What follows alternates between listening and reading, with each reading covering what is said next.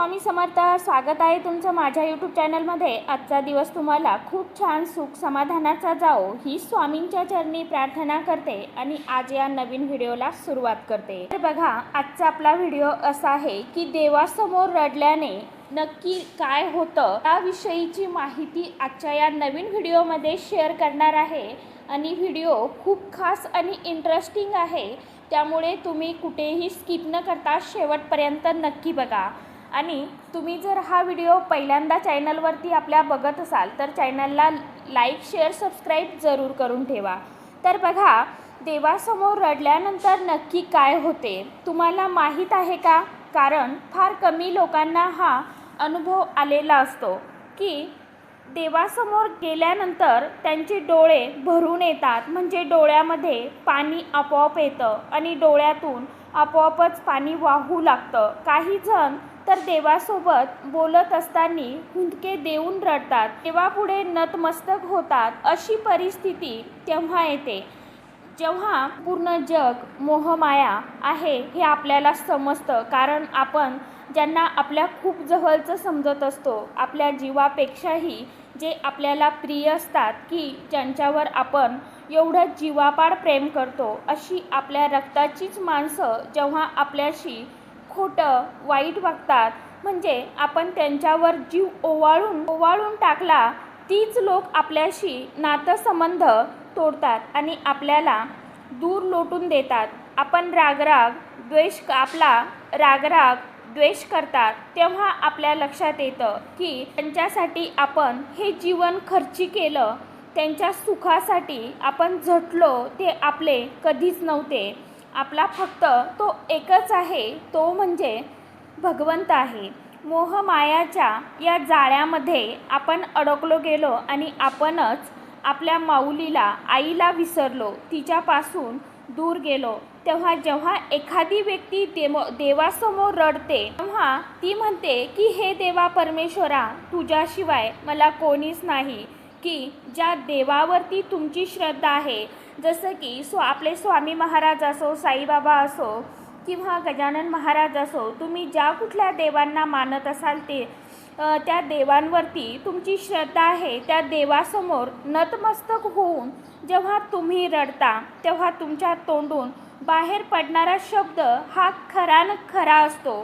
त्यावेळी कोणत्याही फसवणुकीची भावना तुमच्या मनामध्ये नसते, कारण हे शब्द थेट आपल्या अंतःकरणातून म्हणजे हृदयातून बाहेर पडलेले असतात।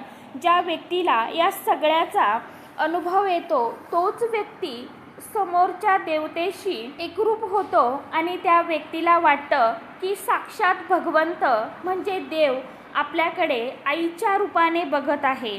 त्या व्यक्तीला असं वाटतं की देव त्याला म्हणत आहे की बाळा, तू रडू नकोस, तू माझाच आहेस आणि तू हे जे काही भोगत आहेस, सहन करत आहेस, ते सर्व सहन कर। ही सर्व मोहमाया आहे आणि ही संपूर्ण दुनिया खोट्याची आहे हे तुला समजले आहे, पण तू माझा आहेस, त्यामुळे तू अजिबात काळजी करू नकोस। आणि जर तुझ्या मनामध्ये काही वाईट साईट विचार चालू असतील तर तू जे वाईट विचार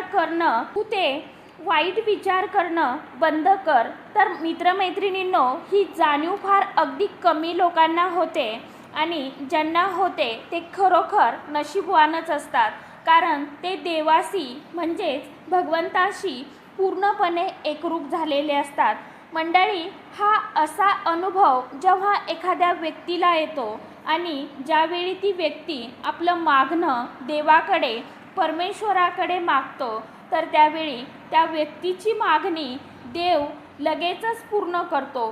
तसेच जर तुम्ही दुःखात असाल तर देव तुमच्या नकळत तुम्हाला त्या दुःखातून हळुवारपणे बाहेर येण्याचा मार्ग दाखवतात। कारण सत्याचा विजय हा नेहमी होतोच होतो, थोडा वेळ लागतो, परंतु भगवंत आपल्या परिस्थितीबरोबर आपली मनस्थिती देखील बदलत असतो। कारण आपल्यावरती संकट येणं किंवा आपल्यावरती कठीण काळ येणं तेव्हाच आपली खरी परीक्षा असते की आपल्याला कोण साथ देतं, कोण लोटून देतं किंवा कोण आपल्याला धीर देतं हे आपल्याला त्या कठीण काळामध्येच समजत असतं. आणि आपण त्यातूनच मी तुम्हाला म्हटलं की परिस्थिती बरोबर आपली मनस्थिती बदलते. त्यामुळे आपले जे विचार असतात, कारण आपण बऱ्याच वेळा खूप वेळा आपण सगळ्यांना आपलंसं मानत असतो, आपण त्यांच्यावर अगदी मनातून अंतःकरणातून विश्वास ठेवत असतो, आपण आपलं करत असतो. परंतु आपण समोरच्या व्यक्तीला कितीही जीव लावला आणि त्याचा जर आपल्यावरती जीवच नसेल तर आपला जीव लावून किंवा आपण कितीही त्याच्यासाठी अंतःकरण तोडून त्याचा काहीच फायदा होत नाही. कारण आपल्या प्रेमाची, आपल्या जीवाची त्या समोरच्या व्यक्तीला जर कदरच नसेल तर मला सांगा याच्यामध्ये काही अर्थ आहे का? त्यासाठी जसंच तसं वागायचं आहे. आणि खरोखर फक्त एक सांगेन, चांगलं वागणं आणि सत्याचा मार्ग कधीही सोडायचा नाही. कारण देव उशिरानं का होईना परंतु आपल्याला चांगल्या कर्माचं फळ हे चांगलं देत असतो. त्यामुळे कायम चांगलं वागायचं. आणि आताच्या जमान्यामध्ये लोक पारखून वागायचं आहे, म्हणजे आपल्याला त्यांना ओळखून वागायचं आहे. आता हल्ली काही जण आपल्याला वाटतं की ही व्यक्ती माझ्यासोबत खूप चांगली आहे, परंतु नाही. आपण एक विश्वास ठेवत असतो, आपण आपलं करतो, परंतु ती समोरची व्यक्ती आपल्याला जेव्हा एखाद्या वेळेस लाथ मारते किंवा हकलून लावते तेव्हा आपलं अंतःकरण खूप दुखावलं जातं, आपल्याकडनं ते सहन होत नाही. तर अशा प्रकारे देवासमोर रडल्याने नक्की काय होतं इतकीच माहिती आजच्या व्हिडिओमध्ये मला तुमच्याबरोबर शेअर करायची होती. तर आजचा व्हिडिओ कसा वाटला नक्की सांगा. व्हिडिओ आवडला तर चॅनलला लाईक, शेअर, सबस्क्राईब जरूर करा.